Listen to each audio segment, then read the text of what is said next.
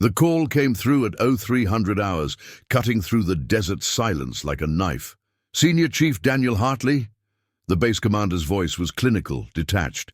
"We need to discuss a matter concerning your military benefits and potential fraudulent claims." My world tilted on its axis in that moment. 17 years of military service, condensing into a single heartbeat of disbelief. I was stationed at a forward operating base in northern Afghanistan. My third consecutive deployment with the Navy. SEALs.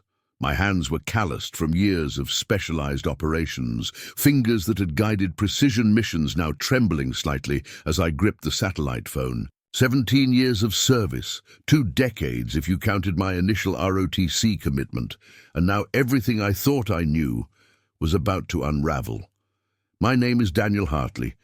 I'm 49 years old, a senior chief special warfare operator with more combat missions under my belt than most men have birthdays. My career had been defined by precision, by an unwavering commitment to mission and country.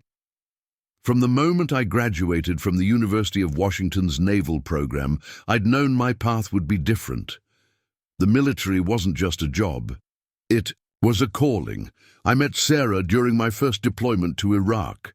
She was a civilian contractor working with logistics and supply chains, smart, independent, with a fire that matched my own intensity. We married quickly, a common story among military couples who understand that time is never guaranteed.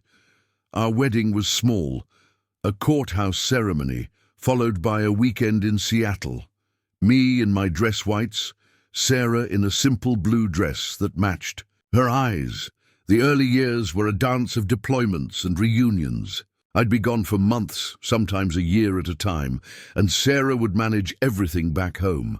Our joint bank accounts, our modest home in Tacoma, the careful investments we'd made, all managed with a precision that rivaled my military planning. She handled our finances with a competence that I'd always admired, joking that while I protected national security, she protected our financial security.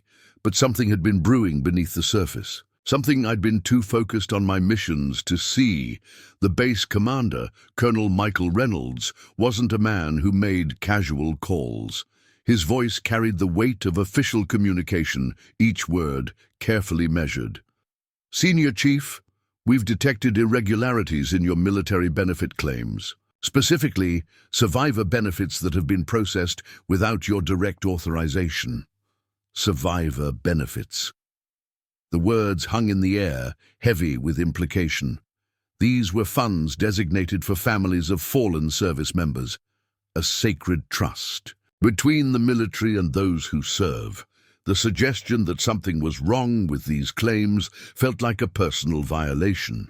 "Can you elaborate, sir?" My military training kicked in, calm, controlled, seeking information. Reynolds' next words would change everything.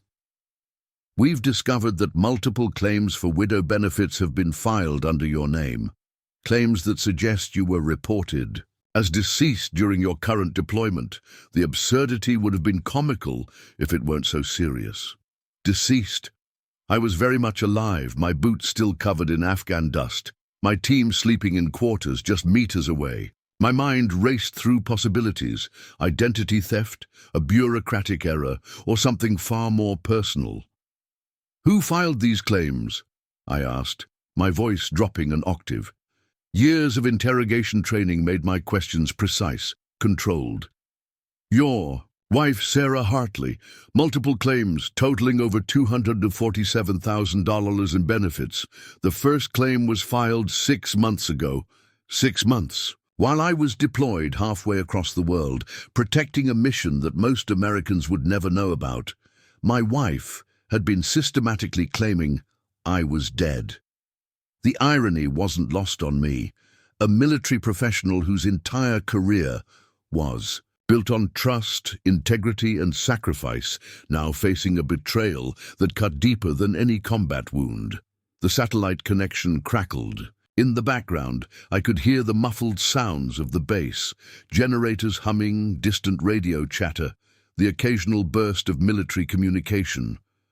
My world of disciplined order was about to collide with a personal chaos I never anticipated. "We're initiating a full investigation," Reynolds continued. "Your security clearance hasn't been compromised, but these claims require immediate attention. You'll need to return stateside and provide a full statement." Return stateside. The words felt like a command, but also a lifeline. For the first time in my career, I would be leaving a mission not because of military orders, but because of a personal crisis that threatened everything I'd built. As I ended the call, my team sergeant, Jack Rodriguez, looked over. We'd been through multiple combat zones together, survived situations that would break lesser men. "Everything okay, Senior Chief?" he asked. I paused, weighing my response. In the military, personal problems stayed personal. But this was different. This was an attack on my very identity, my service, my integrity. "We've got a situation," I said simply, "the understatement of the century." Little did I know, this was just the beginning of a journey that would test everything I thought I knew about loyalty, betrayal, and the true meaning of sacrifice. The flight from Kabul to Seattle felt like traversing more than just continents. Each mile brought me closer to a life I no longer recognized. Military transport was efficient but cold, row after row of service members, each lost in their own thoughts. I'd requested emergency leave, a rare occurrence in my career. My commanding officer understood something fundamental was at stake. My mind drifted back to how Sarah and I first met. 2003 was a different world. The early days of the Iraq War, a time when military contractors were becoming as crucial to operations as active duty personnel. She worked for a logistics company that supplied critical equipment to forward operating bases. I was a young Navy SEAL, barely 30, with more ambition than experience. Our first conversation happened in a makeshift mess hall in Fallujah. She was arguing with a supply sergeant about requisition forms, her auburn hair pulled back in a tight ponytail, clipboard clutched like a weapon. I was immediately struck by her combination of precision and passion. Most civilians seemed out of place in combat zones, but Sarah moved with a confidence that suggested she understood the stakes. We dated long distance for 2 years, satellite phone calls, sporadic emails, care packages that crossed continents. Our relationship was built on stolen moments and deep conversations during brief leaves. When we married in 2005, it felt less like a traditional wedding and more like a mission commitment, two professionals understanding the unpredictability of our lives. Sarah had her own career trajectory. She transitioned from military logistics to government contract management, specializing in defense procurement. Her income matched mine, sometimes exceeded it. We were a power couple by military standards, two professionals who understood sacrifice, who saw our marriage as a strategic partnership. The first signs of strain came gradually. Deployments became longer, communication became more transactional. Sarah started managing more of our financial investments, citing her expertise in contract management. I trusted her implicitly. Who better to manage our finances than someone who understood government systems? Our home in Tacoma reflected our disciplined lives, modest but meticulously maintained. Navy memorabilia alongside her corporate achievement plaques. We never had children, a mutual decision based on the unpredictability of our careers.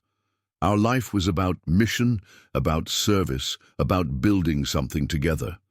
I remembered the last conversation we'd had before this deployment. It was different from our usual goodbyes. Something felt disconnected. Sarah had been unusually quiet, distracted. I'd attributed it to the stress of her recent corporate restructuring. Now those memories carried a different weight. Landing. In Seattle, I contacted my brother-in-law, Robert, a forensic accountant who'd always been more like a brother than an in-law. "I need a full financial audit," I told him. Something doesn't add up with these benefit claims. Robert's background made him perfect for this investigation. He'd spent years working with military and government contractors, understanding the complex web of financial systems that most people never see. "I'll need complete access to everything," he warned. "If Sarah's doing what I think she's doing, we'll need comprehensive documentation." My first stop wasn't home. It was a secure communication center where I could access military records without risking potential compromise. The initial documentation was shocking, multiple benefit claims, each meticulously filed. The precision was almost military in its execution. One detail stood out. The claims weren't just for standard survivor benefits. They included additional compensation, typically reserved for service members who died under specific circumstances: combat death, classified mission casualties. The kind of claims that carried not just financial weight, but deep emotional significance. As I reviewed the documents, a pattern emerged. The claim started precisely 6 months after my last extended home leave. Coincidence? In my line of work, there were no coincidences, only calculated actions. My phone buzzed. A text from an unknown number. "Welcome home, Chief. Some conversations are better had in person." No signature, no additional context. The game, I realized, was just beginning, and I was going to finish it with the same precision I'd applied to every mission of my military career. The first 48 hours were a study in controlled fury. Robert arrived at my secured hotel room with a briefcase that looked more like a tactical operation than a financial review. We spread documents across the table, creating a landscape of financial transactions that would make most forensic investigators proud. "These transfers are methodical," Robert muttered, sliding bank statements across the table. His fingers traced electronic transfers, his accountant's eyes catching details most would miss. "She's been moving money with surgical precision. Small amounts at first, then larger transfers coinciding with specific military deployment cycles. I'd seen complex mission plans before. This felt eerily similar. A strategic extraction of resources, carefully planned and executed. My military training had always been about identifying patterns, and Sarah's financial movements were creating a disturbing pattern of their own. The anonymous text from earlier remained unresolved. I'd run it through military-grade contact tracing protocols, a benefit of my security clearance. No immediate connections, but something felt deliberate about its timing. Someone wanted me to know they were watching. That information was being controlled. My secure military phone rang. Colonel Reynolds again. "We've initiated a preliminary investigation with Naval Criminal Investigative Service. The benefit claims involve multiple federal jurisdictions. This isn't just a simple case of financial fraud." What Reynolds wasn't saying carried more weight than his words. Military benefit fraud was a federal crime with serious consequences. The kind of investigation that could destroy careers, reputations, entire family legacies. My relationship with Sarah had always been built on mutual respect and professional understanding. We'd navigated complex career paths, understood the sacrifices military life demanded. But this felt different. This felt like a calculated dismantling of everything we'd built. Robert spread out a timeline. Bank transfers, benefit claims, property transactions. Each document told a piece of a story I was desperately trying to understand. One document caught my eye, a real estate listing for a property in Oregon. Joint ownership, but the listing showed recent modifications. "When did this happen?" I asked, pointing to the document. Robert's expression was clinical. 3 months ago, quietly processed while you were deployed. The property was essentially transferred without your direct knowledge. The property in question was a substantial piece of land outside Portland, worth nearly $750,000. A strategic asset I'd inherited from my grandfather, preserved as a potential retirement investment. Now, seemingly being maneuvered without my consent. My military contact started providing additional context. Discreet conversations, carefully worded communications that revealed layers of complexity. Sarah hadn't just been filing benefit claims. She was constructing an elaborate financial extraction strategy. The anonymous text message remained my most intriguing piece of evidence, untraceable, yet deliberate. Someone knew details about my situation, someone who wasn't directly involved with Sarah or the benefit claims. By the third day, a clear strategy emerged. I would not confront Sarah directly, not yet. Military intelligence had taught me the value of gathering comprehensive intelligence before engagement. Every movement would be calculated, every piece of evidence carefully documented. Robert looked up from his spreadsheets. "There's more," he said, his voice carrying a weight of professional concern. "These transactions suggest she's not working alone. The complexity suggests professional assistance. Professional assistance, the phrase hung in the air, loaded with implications. This wasn't a simple act of personal betrayal. This felt like a sophisticated operation with multiple moving parts. My secure phone buzzed again. Another communication from Naval Intelligence. They were expanding their investigation. What had started as a potential benefit fraud case was morphing into something far more complex. The pieces were starting to come together, but the full picture was still frustratingly incomplete. And I was going to ensure every single detail was brought into the light. My military training had prepared me for complex, high-stakes missions. This would be no different, except this time the mission was personal. And the stakes were everything I'd ever worked for. The breakthrough came from an unexpected source. Harold Thompson, a retired naval intelligence officer who lived 2 doors down from our Tacoma home, had been keeping an unofficial watch. "Thought you might want to know," he said during a carefully orchestrated meeting at a local veterans coffee shop, sliding a manila envelope across the table. Inside were surveillance photos that made my blood run cold. Sarah wasn't just moving money. She was systematically dismantling our life with a precision that would have impressed my most tactical military colleagues. The photos showed multiple meetings with a man I didn't recognize. Late 40s, expensive suit, the kind of professional who looked more like a corporate executive than a criminal.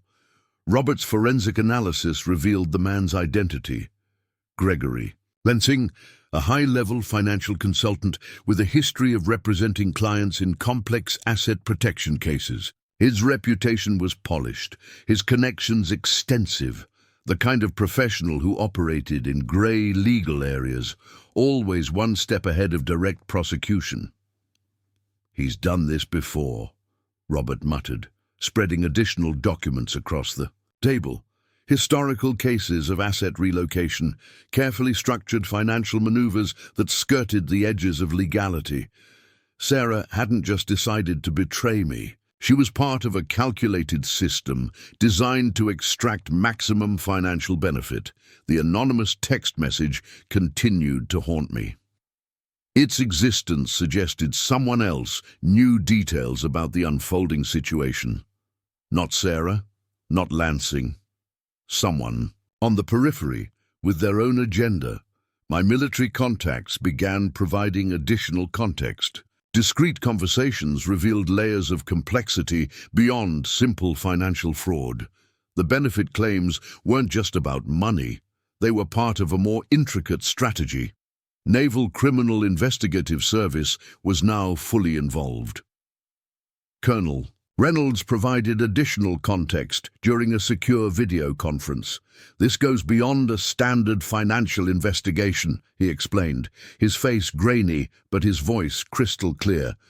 "We're looking at potential conspiracy, multiple jurisdictional violations." The pieces were slowly coming together. Sarah had been planning this for months, perhaps years. The gradual financial movements, the careful extraction of assets, the benefit claims, all part of a meticulously designed plan. My grandfather's lessons echoed in my mind. A decorated World War II veteran who'd survived the Pacific campaign, he always said, True intelligence wasn't about immediate action, but about understanding the entire battlefield before making a move. Harold's additional information proved crucial.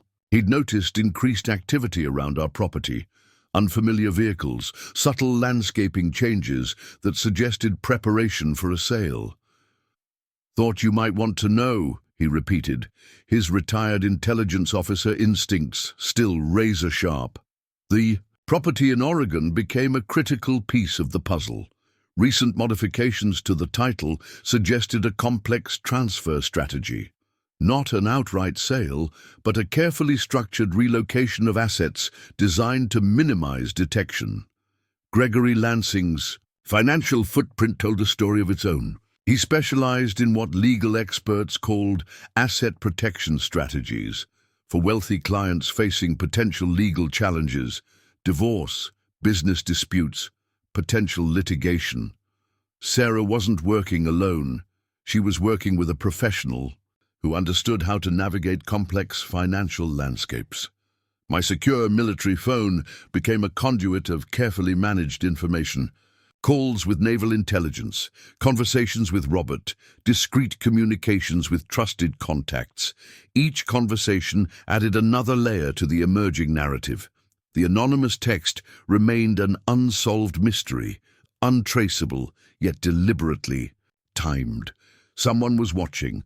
Someone who wasn't directly involved with Sarah or Lansing, the kind of wildcard that could completely change the tactical landscape. Robert's forensic investigation revealed something even more disturbing. The benefit claims weren't just about immediate financial gain.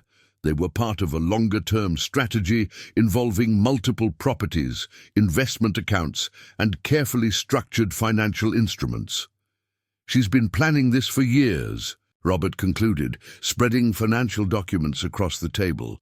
Not just months, years, each move calculated, each transaction designed to create a complex web of financial protection. My military training had prepared me for complex missions, for understanding intricate systems of operation. But this was different.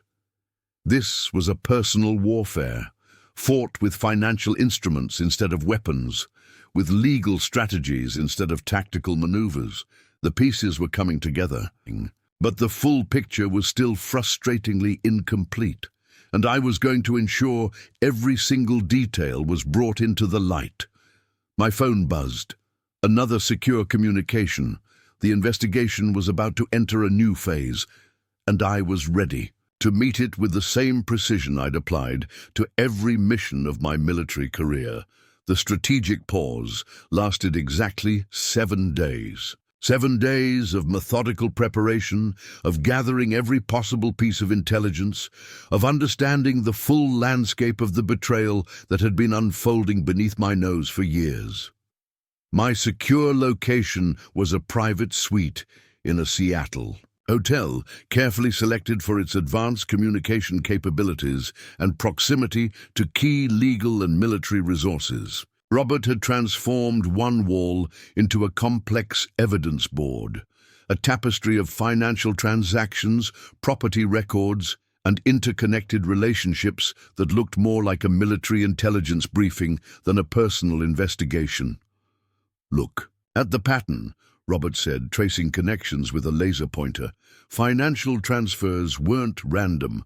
They followed a specific methodology, a calculated approach that suggested professional guidance. Gregory Lansing's fingerprints were everywhere but always one step removed. Plausible deniability was his specialty. The anonymous text message remained our most intriguing piece of external intelligence. Military-grade tracing had revealed nothing, which itself was telling. This wasn't an amateur operation. Whoever sent the message understood communication security at a professional level. Colonel Reynolds provided additional context during our next secure communication. "We're dealing with something more complex than standard benefit fraud," he explained. The Naval Criminal Investigative Service had expanded their investigation, bringing in forensic specialists from multiple federal agencies. My contacts within military intelligence began providing nuanced information. Sarah's connections extended beyond simple financial manipulation. She had cultivated a network of professional contacts who specialized in asset protection, in creating complex financial shields that could withstand significant legal scrutiny. The Oregon property became a focal point of our investigation. Recent modifications to the title revealed a sophisticated transfer strategy. Not an outright sale, but a carefully structured relocation of assets designed to minimize detection and potential legal challenges. Harold Thompson's continued surveillance proved invaluable. Retired naval intelligence officers don't simply retire, they adapt. His network of contacts provided additional context about Sarah's recent movements, about the professional connections she'd been cultivating over the past several years. She's been building this infrastructure slowly, Harold explained during a secure meeting at a local veterans coffee shop. Not just financial, professional connections, legal strategies, careful positioning. The pieces were becoming clearer, but the full picture remained frustratingly complex. This wasn't just about financial betrayal. This was a systematic deconstruction of our entire shared life, a calculated dismantling of everything we'd built together. My military training had always emphasized understanding the entire operational landscape before engagement, intelligence gathering, strategic assessment, comprehensive preparation. These weren't just military principles, they were life principles. Robert's forensic investigation revealed layers of complexity that went beyond simple financial fraud. The benefit claims were just one element of a much larger strategy. Multiple properties, carefully structured investment accounts, a network of professional connections designed to create maximum financial flexibility. She's been planning this for years, Robert concluded, his forensic accountant's precision cutting through the emotional complexity. Not just months, years. Each move calculated, each transaction designed to create a complex web of financial protection. The anonymous text message continued to haunt our investigation. Its existence suggested an additional layer of complexity, another player in this intricate game whose motivations remained unclear. Military intelligence had taught me that the most dangerous operations were those with multiple layers of complexity, with players whose motivations weren't immediately apparent. This felt like one of those operations. Colonel Reynolds provided additional context during our next secure communication. We're looking at potential conspiracy that extends beyond simple financial fraud, he explained. The investigation was expanding, drawing in resources from multiple federal agencies. My secure military phone became a conduit of carefully managed information, calls with naval intelligence, conversations with Robert, discreet communications with trusted contacts.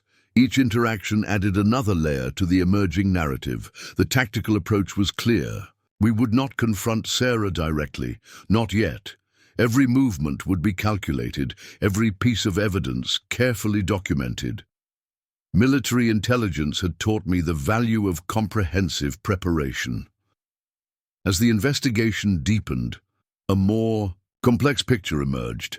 Sarah wasn't just trying to extract financial resources. She was systematically dismantling our entire shared history, creating a new narrative that excluded me entirely. The Oregon property became a critical piece of the puzzle. Its complex title modifications suggested a carefully structured asset relocation strategy, not an outright sale, but a meticulously designed financial maneuver. Gregory Lansing's financial footprint told a story of its own. He specialized in what legal experts called asset protection strategies, helping wealthy clients navigate complex financial landscapes, always staying one step ahead of potential legal challenges. My grandfather's lessons echoed in my mind. A decorated World War II veteran who'd survived the Pacific Campaign, he always said true intelligence wasn't about immediate action, but about understanding the entire battlefield before making a move. The investigation was entering a new phase. The pieces were coming together, but the full picture was still frustratingly incomplete. And I was going to ensure every single detail was brought into the light. My phone buzzed. Another secure communication. The next phase of our operation was about to begin, and I was ready to meet it with the same precision I'd applied to every mission of my military career. The support network activated with military precision. My brother Michael, a federal prosecutor specializing in complex financial crimes, flew in from Washington, D.C.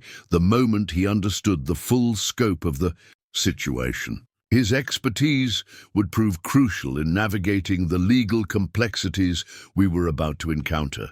"This isn't just a personal betrayal," Michael said, spreading documents across the secure conference room we'd established. "This is a sophisticated financial extraction strategy that borders on criminal conspiracy." Harold Thompson brought additional intelligence. His network of retired military and intelligence contacts had begun discreetly gathering information about Gregory Lansing's previous operations. A pattern emerged, a calculated approach to financial manipulation that had gone undetected for years. The most surprising ally came from an unexpected source. Elena Rodriguez, a forensic cybersecurity specialist who had worked with military intelligence, offered her expertise pro bono.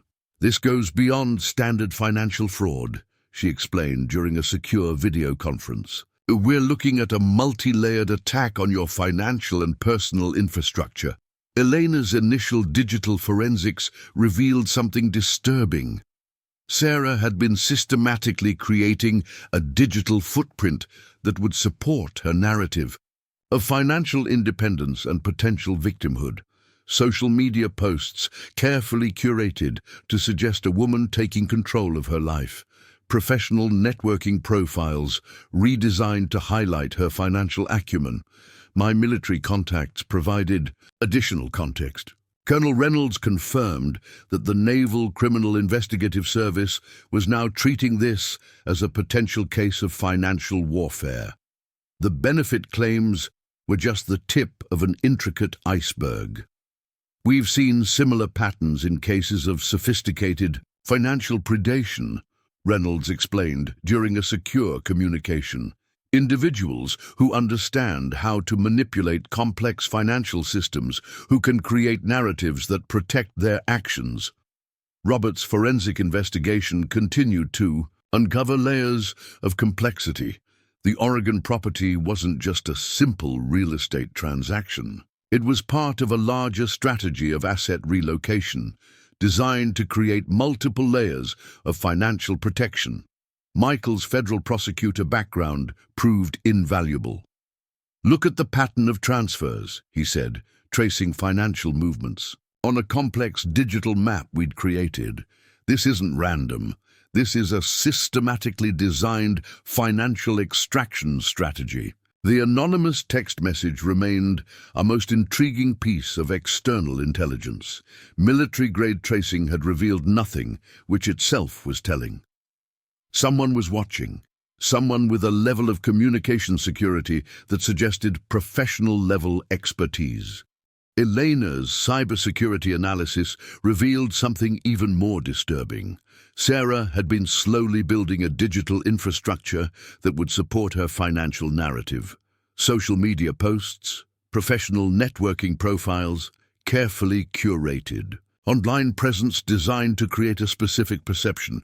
"She's been building this for years," Elena explained, showing us a complex web of digital connections. "Not just months. Years, each post, each connection, carefully designed to support a specific narrative." Harold Thompson's continued surveillance provided additional context. His network of retired military and intelligence contacts had been discreetly gathering information about Gregory Lansing's previous operations. A pattern emerged, a calculated approach to financial manipulation that had gone undetected for years. The support network expanded. Colleagues from my military career began providing discreet support, information, connections, resources, each bringing a piece of the puzzle, each understanding the complexity of what we were facing. Michael's federal prosecutor expertise became crucial. "This is more than a personal betrayal," he explained during a secure meeting. "This is a sophisticated financial extraction strategy that borders on criminal conspiracy."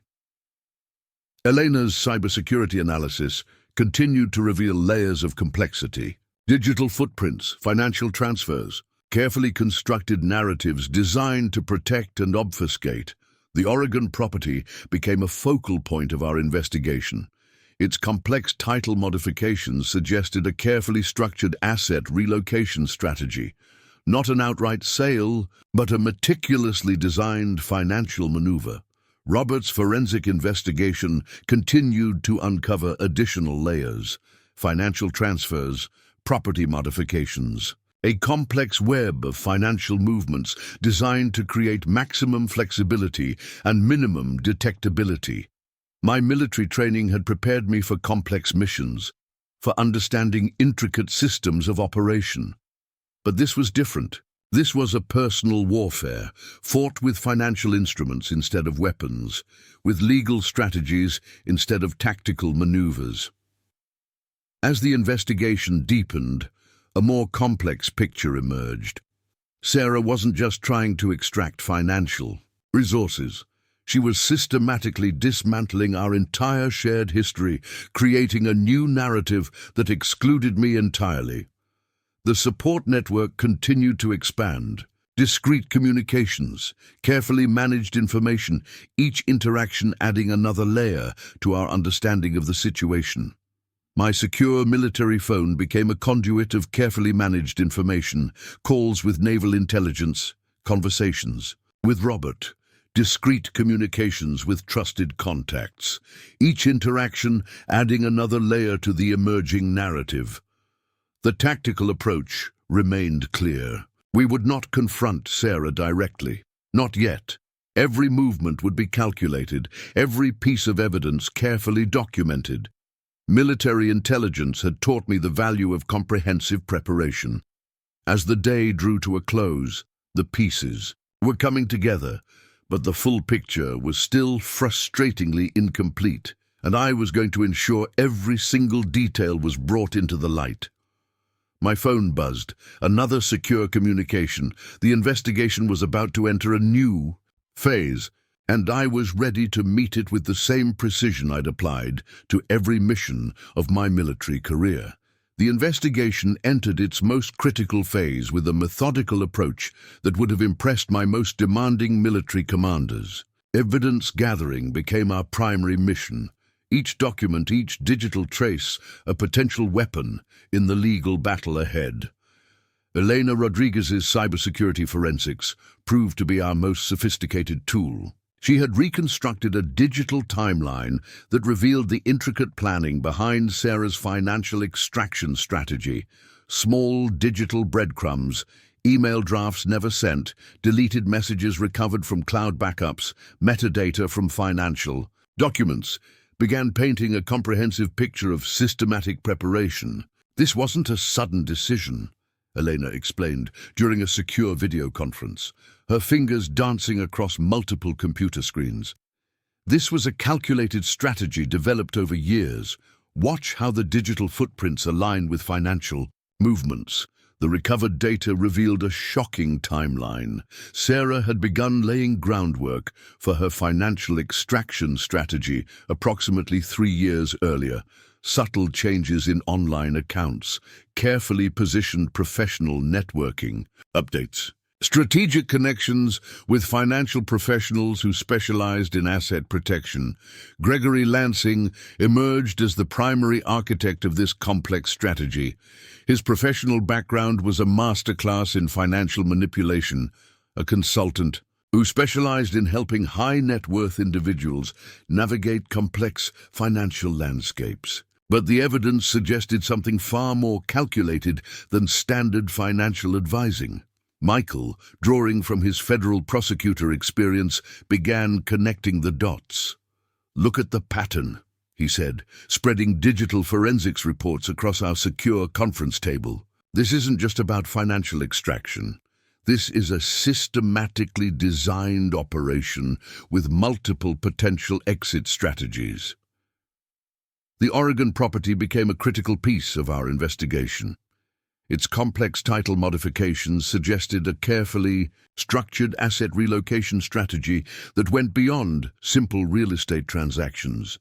Multiple layers of legal protections had been meticulously constructed, designed to create maximum financial flexibility. Harold Thompson's network of retired military and intelligence contacts provided additional context. Discreet inquiries revealed that Lansing had a history of similar operations, always staying just within the legal boundaries, always one step ahead of direct prosecution. "He's done this before," Harold explained during a secure meeting at a local veterans coffee shop. "Multiple times, always with the same methodical approach. Identify a target with significant financial resources. Create a complex extraction strategy. Execute with precision." The anonymous text message continued to intrigue us. Military-grade tracing had revealed nothing, which itself was a significant detail. Someone was watching, someone with a level of communication security that suggested professional-level expertise. Robert's forensic financial analysis continued to uncover additional layers of complexity. Financial transfers weren't random. They followed a specific methodology that suggested professional guidance. Small transfers initially, larger movements as the strategy became more sophisticated. Elena's digital forensics revealed something even more disturbing. Sarah had been systematically creating a digital narrative that would support her financial extraction strategy. Social media posts, professional networking updates, carefully curated online presence designed to create a specific perception of her financial independence and potential victimhood. "Watch how she's been building this narrative," Elena explained, showing us a complex web of digital connections. Each post, each connection carefully designed to support a specific story. A woman taking control of her life, breaking free from a challenging marriage. The military intelligence contacts provided additional context. Colonel Reynolds confirmed that the Naval Criminal Investigative Service was treating this as a potential case of sophisticated financial warfare. The benefit claims were just the visible manifestation of a much more complex operation. Michael's federal prosecutor expertise became crucial in understanding the legal landscape. "This goes beyond standard financial fraud," he explained. "We're looking at a potentially coordinated effort to systematically extract financial resources using multiple legal and digital strategies." The support network continued to expand. Discreet communications, carefully managed information, each interaction adding another layer to our understanding of the situation. My secure military phone became a conduit of carefully managed information. Calls with naval intelligence, conversations with Robert, discreet communications with trusted contacts. Each interaction adding another layer to the emerging narrative. The tactical approach remained clear. We would not confront Sarah directly, not yet. Every movement would be calculated, every piece of evidence carefully documented. Military intelligence had taught me the value of comprehensive preparation. As the investigation deepened, a more complex picture emerged. Sarah wasn't just trying to extract financial resources. She was systematically dismantling our entire shared history, creating a new narrative that excluded me entirely. The pieces were coming together, but the full picture was still frustratingly incomplete. And I was going to ensure every single detail was brought into the light. My phone buzzed, another secure communication. The investigation was about to enter its most critical phase, and I was ready to meet it with the same precision I'd applied to every mission of my military career. The confrontation was never going to be a dramatic Hollywood moment. Military training had taught me that true resolution came from precision, not emotion. We would expose the truth with the same methodical approach I'd applied to every critical mission of my career. The location was carefully selected. A neutral legal conference room in downtown Seattle, surrounded by my carefully assembled team. Michael positioned himself at the head of the table, federal prosecution experience etched into every movement. Elena sat nearby, her cybersecurity expertise ready to validate every digital claim. Robert organized stacks of forensic financial documents with the precision of a military intelligence briefing. Sarah entered with her lawyer, Gregory Lansing, positioned strategically behind her. The dynamic was immediately clear. She was no longer the woman I'd married, but a carefully positioned player in a complex financial strategy. "Mrs. Harrington," Michael began, his voice clinical and detached, "we've compiled comprehensive evidence regarding multiple financial transactions and benefit claims filed during your husband's military deployment." The room felt charged with a tension that went beyond personal betrayal. This was about systematic financial manipulation, about a carefully constructed strategy of extraction that had been years in the making. Elena began her presentation, a digital forensics timeline that mapped out Sarah's methodical approach. Social, media posts, professional networking updates, carefully curated digital breadcrumbs that told a story of premeditated financial extraction. Each digital interaction was part of a larger strategy, Elena explained, her fingers moving across a digital presentation that showed a complex web of connections.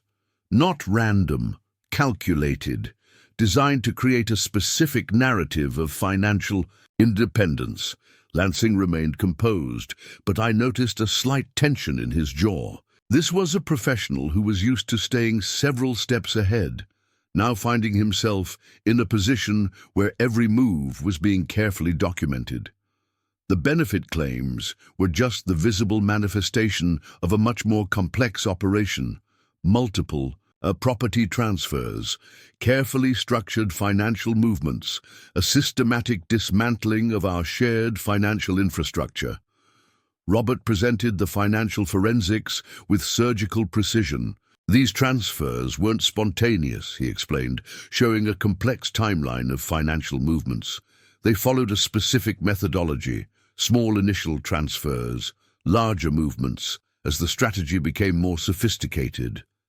Sarah's composure began to crack. The carefully constructed narrative she'd been building was being systematically dismantled, piece by piece. Harold Thompson's network had provided additional context. Discreet investigations had revealed Lansing's previous operations, a pattern of similar financial extractions, always staying just within the legal boundaries. Colonel Reynolds had provided critical military intelligence support. The Naval Criminal Investigative Service had expanded their investigation, bringing in forensic specialists from multiple federal agencies. The anonymous text message remained our most intriguing piece of external intelligence. Its existence suggested another layer of complexity, another player in this intricate game whose motivations remained unclear. Michael's federal prosecutor expertise became the cutting edge of our legal strategy. "This goes beyond standard financial fraud," he explained. "We're looking at a potentially coordinated effort to systematically extract financial resources using multiple legal and digital strategies." Sarah's lawyer attempted to interject, but Michael was relentless. Each piece of evidence was presented with a level of detail that left no room for alternative interpretation. The Oregon property became a focal point of our presentation. Its complex title modifications were exposed as part of a carefully structured asset relocation strategy. Not an outright sale, but a meticulously designed financial maneuver. Elena's cybersecurity analysis revealed the digital infrastructure Sarah had been building, social media posts, professional networking profiles, a carefully curated online presence designed to support a specific narrative of financial independence and potential victimhood. The support network we'd assembled became our greatest strength. Discreet communications, carefully managed information, each interaction adding another layer to our understanding of the situation. My military training had prepared me for complex missions, for understanding intricate systems of operation. But this was different. This was a personal warfare, fought with financial instruments instead of weapons, with legal strategies instead of tactical maneuvers. As the presentation continued, I watched Sarah's carefully constructed narrative begin to crumble. The color drained from her face as each piece of evidence was presented. Lansing's professional composure began to show subtle cracks. The tactical approach had been clear from the beginning. We would not confront her emotionally.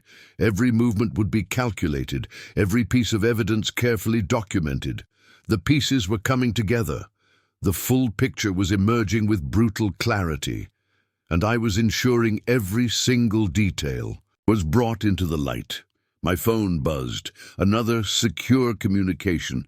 The confrontation was reaching its critical moment, and I was ready to meet it with the same precision I'd applied to every mission of my military career. The legal proceedings unfolded with a precision that would have impressed my most demanding military commanders. Federal Courtroom 14B in the Seattle Federal Courthouse became our battlefield, with evidence meticulously prepared like the most complex military operation I'd ever planned. Judge Elizabeth Randall was known for her no-nonsense approach to complex financial cases.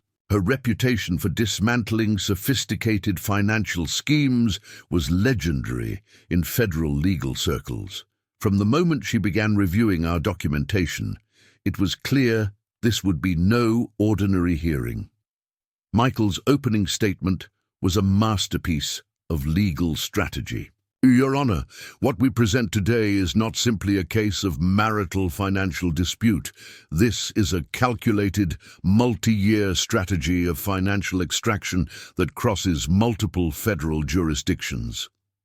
The evidence presentation began with Elena Rodriguez's digital forensics. She reconstructed a timeline so precise, it felt like watching a complex military intelligence briefing. Each digital interaction, each carefully curated social media post, each financial transfer became a piece of a larger, more sinister puzzle.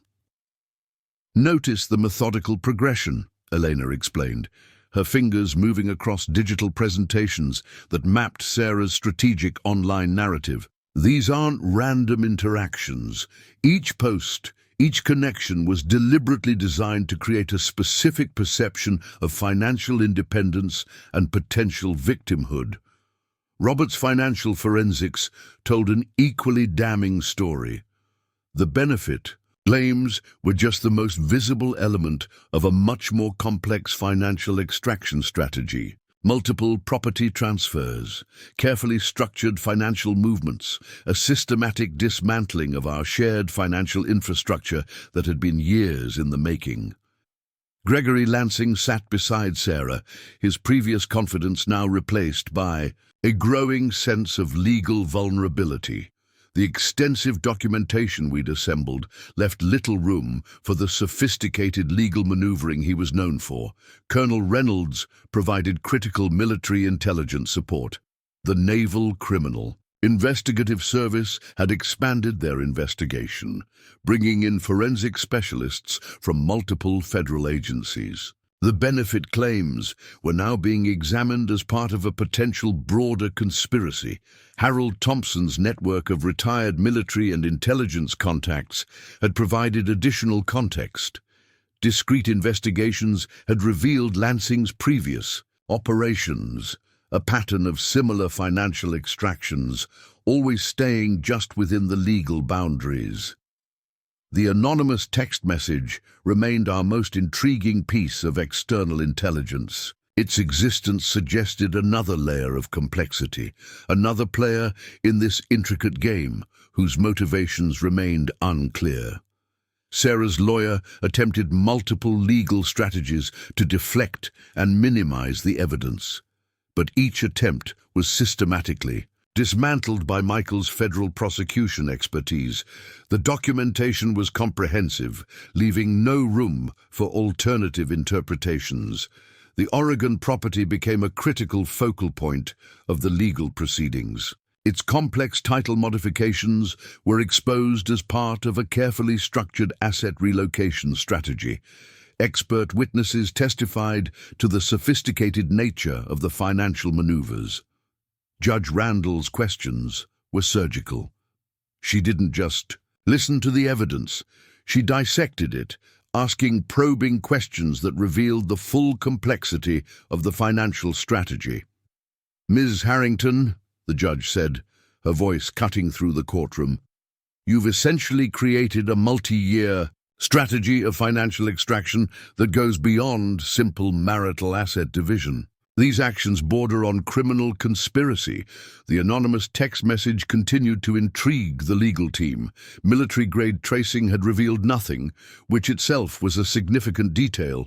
Someone was watching, someone with a level of communication, security that suggested professional-level expertise. Elena's cybersecurity analysis revealed the infrastructure Sarah had been building. A carefully curated digital narrative designed to support a specific story of financial independence and potential victimhood. Michael's federal prosecutor expertise became the cutting edge of our legal strategy. "This goes beyond standard financial fraud," he explained to the court. "We're looking at a potentially coordinated effort to systematically extract financial resources using multiple legal and digital strategies. The support network we'd assembled became our greatest strength. Discreet communications, carefully managed information, each interaction adding another layer to our understanding of the situation. My military training had prepared me for complex missions, for understanding intricate systems of operation. But this was different. This was a personal warfare, fought with financial instruments instead of weapons, with legal strategies instead of tactical maneuvers. As the legal proceedings continued, I watched the carefully constructed narrative begin to crumble. Sarah's composure, once so meticulously maintained, started to show significant cracks. Lansing's professional demeanor became increasingly strained. The tactical approach had been clear from the beginning. We would not confront her emotionally. Every movement would be calculated, every piece of evidence carefully documented. The pieces were coming together. The full picture was emerging with brutal clarity, and I was ensuring every single detail was brought into the light. My phone buzzed. Another secure communication. The legal proceedings were reaching their critical moment, and I was ready to meet it with the same precision I'd applied to every mission of my military career. The judgment came down with the precision of a military operation. Judge Elizabeth Randall's ruling was comprehensive, methodical, and left no room for ambiguity. I sat in the courtroom, my military training allowing me to maintain absolute composure, watching as years of calculated betrayal were systematically dismantled. "The evidence presents a clear and convincing case of premeditated financial extraction," Judge Randall stated, her voice cutting through the courtroom with surgical precision. "Ms. Harrington and Mr. Lansing engaged in a multi-year strategy of financial manipulation that goes far beyond standard marital asset division. The financial consequences were devastating for Sarah and Gregory Lansing. All fraudulently transferred assets were to be returned. The benefit claims were not only denied, but referred to federal prosecutors for potential criminal investigation. Her professional licenses, carefully built over years, were now under serious threat of suspension. Michael leaned over, whispering, "This is more than just a financial judgment. This is a complete legal dismantling of their entire strategy. The anonymous text message that had haunted our investigation remained an unsolved mystery. Its existence suggested another layer of complexity, another player whose motivations remained unclear. Elena Rodriguez continued to investigate its origins, her cybersecurity expertise pushing the boundaries of digital forensics. Colonel Reynolds from Naval Criminal Investigative Service confirmed that the investigation was expanding.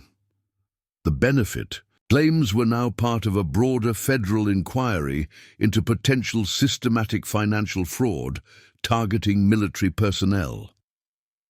Harold Thompson's network of retired military and intelligence contacts provided additional context. Discrete investigations had revealed a pattern of similar operations by Lansing, a professional who had made a career of skirting legal boundaries.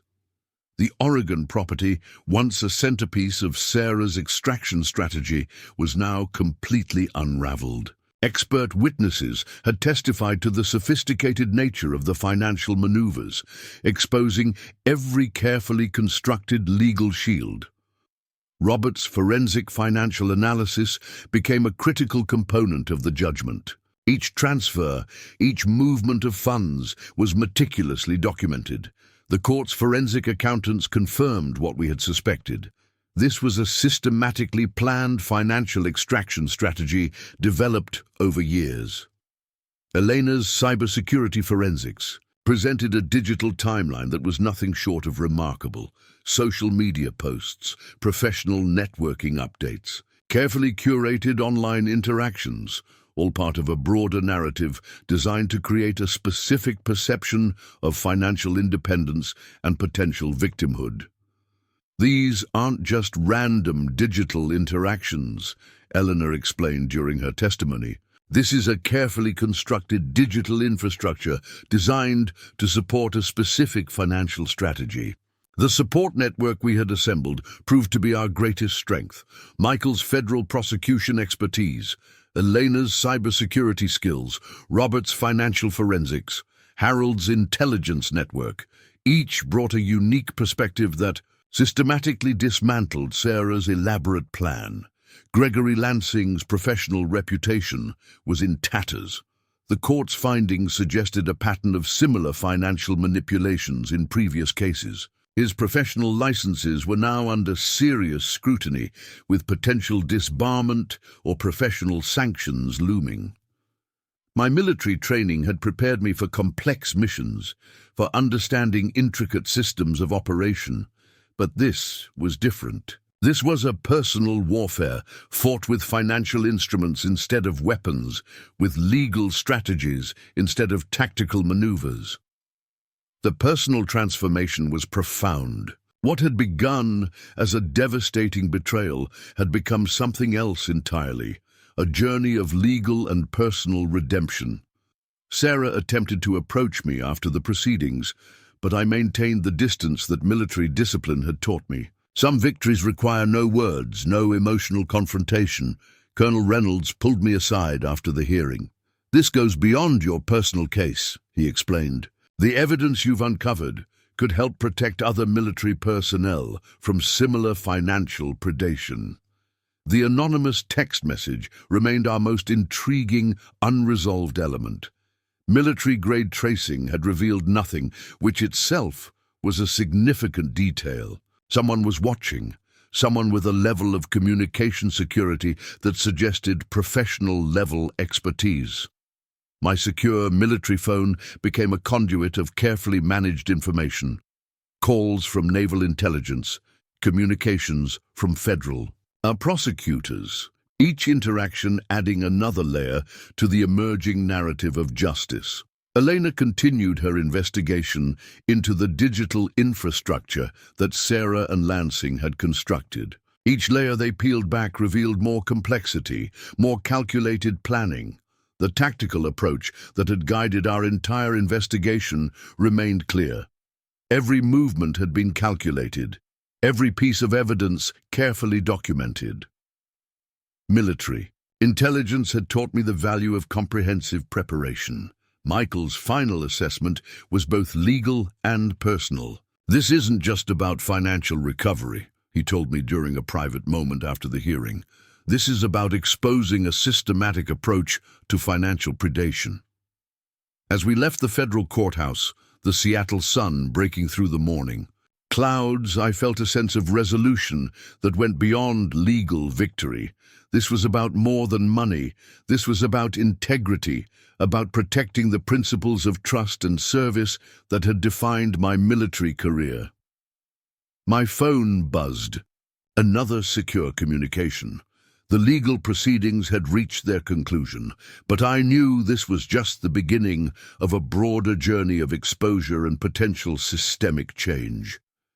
The pieces had come together. The full picture was now clear, and I had ensured every single detail was brought into the light. Standing on the courthouse steps, I realized that some victories are won not through confrontation, but through methodical, relentless pursuit of truth. The months following the legal proceedings became a journey of unexpected transformation. My life was no longer defined by the betrayal, but by the opportunity for reinvention that had emerged from the most challenging period of my existence. Colonel Reynolds had been right. The evidence we'd uncovered went far beyond my personal case. Federal investigators began reaching out, seeking insights into the sophisticated financial predation strategies we'd exposed. What had begun as a personal investigation had become a potential catalyst for systemic change in how military benefits and financial protections were understood. I established a non-profit organization dedicated to supporting military personnel facing financial manipulation. The Sentinel Foundation, as we called it, would provide legal resources, financial counseling, and investigative support for service members vulnerable to similar sophisticated extraction strategies. Elena Rodriguez became a key advisor to the foundation. Her cybersecurity expertise proved invaluable in developing digital forensics training programs for military families. We created workshops that taught service members how to protect their digital and financial infrastructure during long deployments. Robert's forensic financial expertise became another cornerstone of our work. He developed comprehensive financial protection strategies specifically tailored to military families, training programs that would help service members understand the complex financial landscapes they might encounter. The anonymous text message that had haunted our investigation remained an unresolved mystery. Despite extensive investigations, its origin remained unclear. A reminder that some mysteries persist even after comprehensive legal resolution. Harold Thompson's network of retired military and intelligence contacts became an invaluable resource. We began developing a comprehensive database of similar financial predation cases, creating a network of support and information sharing that could help prevent future incidents. My brother Michael continued to provide legal guidance, leveraging his federal prosecution experience to help develop legal strategies for the foundation. What had begun as a personal legal battle had transformed into a broader mission of protecting military families. The speaking engagements began unexpectedly. Military bases, veterans conferences, legal symposiums. Each presentation became an opportunity to shed light on the complex financial challenges faced by military personnel during extended deployments. It's not just about the money, I would tell audiences. It's about the systematic vulnerabilities that exist in our current support systems. It's about protecting the families of those who serve. The Oregon property that had been a centerpiece of Sarah's original extraction strategy became the first headquarters of the Sentinel Foundation, a symbolic transformation of a location once associated with betrayal into a center of support and protection. Colonel Reynolds continued to provide support using his military intelligence connections to help expand the Foundation's reach. What had begun as an investigation into personal betrayal was becoming a broader mission of systemic protection. Elena's continued cybersecurity investigations revealed broader patterns of financial predation targeting military personnel. Each case we uncovered became an opportunity to develop more comprehensive protection strategies. The support network we had assembled during the investigation became the core of the Sentinel Foundation. Michael's legal expertise, Elena's cybersecurity skills, Robert's financial forensics, Harold's intelligence network, each brought unique perspectives to our mission. My military training had prepared me for complex missions, but this was different. This was a mission of protection, of systemic change, of supporting those who serve. The personal transformation was profound. What had begun as a devastating betrayal had become an opportunity for broader impact.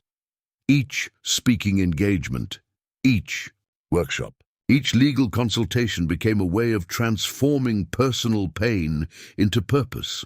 The foundation began receiving support from unexpected sources, military organizations, veterans groups, legal professionals who saw the broader implications of our work. Funding came from various sources: government grants, private donations, support from veterans organizations. Each contribution became a testament to the importance of our mission. We developed comprehensive training programs for military families, digital protection strategies, financial forensics workshops, legal resources specifically designed for service members facing potential financial manipulation. The anonymous text message remained our most intriguing, unresolved element, a reminder that some mysteries persist, that not every question has a clear answer. My secure military phone became a conduit of carefully managed information, communications from federal investigators, potential case referrals, each interaction adding another layer to our expanding mission. The tactical approach that had guided our investigation now guided our foundation's work. Comprehensive preparation, methodical investigation, relentless pursuit of protection and justice. Sarah and Gregory Lansing faded from our primary focus. They became just one example of a broader systemic challenge we were working to address. As the foundation grew, I realized that some victories are won not through direct confrontation, but through systematic, comprehensive support.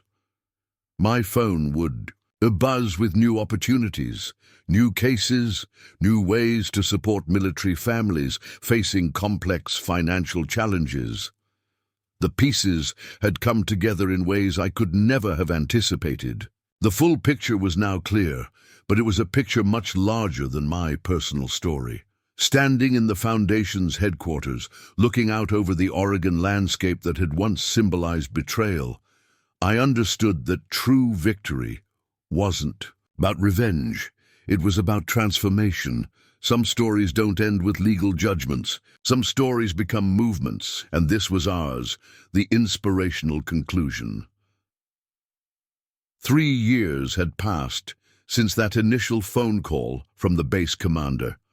3 years of transformation, of turning a personal betrayal into a mission that would impact thousands of lives. The Sentinel Foundation had become more than an organization. It was a movement, a comprehensive support system for military families facing complex financial challenges.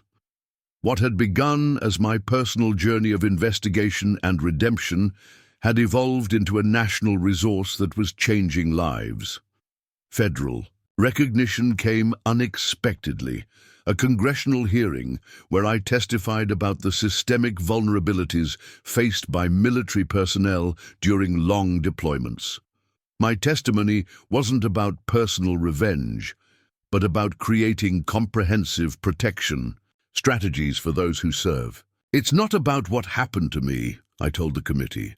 It's about preventing similar challenges for future service members and their families. Elena Rodriguez's cybersecurity team had developed advanced digital protection protocols now being implemented across military bases. Robert's financial forensics training had become a mandatory component of pre-deployment preparation for military families. The anonymous text message that had haunted our initial investigation remained an unresolved mystery, a reminder that some stories have open endings, that not every question finds a complete answer. Colonel Reynolds, now retired, had become a key advisor to the Foundation. His decades of military intelligence experience provided crucial insights into the complex landscapes military families navigate. Our database of financial predation cases had grown to over 300 documented instances. Each case became an opportunity for learning, for developing more comprehensive protection strategies. Speaking engagements took me across the country, military bases, veterans conferences, legal symposiums. Each presentation became an opportunity to shed light on the complex challenges faced by military families during extended deployments. The Sentinel Foundation's impact was measurable. Dozens of potential financial extraction attempts had been prevented, families protected, service members supported during their most vulnerable moments. Harold Thompson's network of retired military and intelligence contacts continued to provide critical support. What had begun as a personal investigation had become a comprehensive support network. My brother Michael continued to provide legal guidance, leveraging his federal prosecution experience to help develop legal strategies that could protect military families from sophisticated financial predation. The Oregon property that had once symbolized betrayal now stood as a beacon of hope, the headquarters of an organization dedicated to protecting those who serve. We'd developed comprehensive training, programs that went beyond financial protection, digital security workshops, legal resource centers, support networks for military families facing complex challenges during deployments. Each workshop, each training session, each legal consultation became a way of transforming personal pain into broader purpose. Funding came from diverse sources: government grants, private donations, support from veterans organizations. Each contribution became a testament to the importance of our mission. The personal transformation was profound. What had begun as a devastating betrayal had become an opportunity for systemic change. Each small victory became a step toward broader protection for military families. My military training had prepared me for complex missions, but this was different. This was a mission of protection, of systemic support, of ensuring no service member would face similar challenges alone. Sarah and Gregory Lansing had faded into legal obscurity. Their actions had become just one example of the broader challenges military families face. As I reflected on the journey, I realized that true victory wasn't about personal revenge. It was about transformation, about turning a moment of profound betrayal into an opportunity to support and protect others. To those watching this story, to those who have faced similar challenges, to those who serve and sacrifice, your story doesn't end with betrayal. Your story is about resilience, about transformation. The Sentinel Foundation continues to grow. We're expanding our resources, our support networks, our mission to protect those who protect us. If you or someone you know is facing financial challenges, if you need support, if you want to learn more about protecting yourself during military deployments, visit our website, join our community, subscribe to our channel, share this story. Because every story of resilience has the power to create change. Some victories are won not through confrontation, but through systematic, comprehensive support. This is our mission. This is our story, and it's just beginning. Fade to contact information. For the Sentinel Foundation, subscribe now, stay informed, be protected.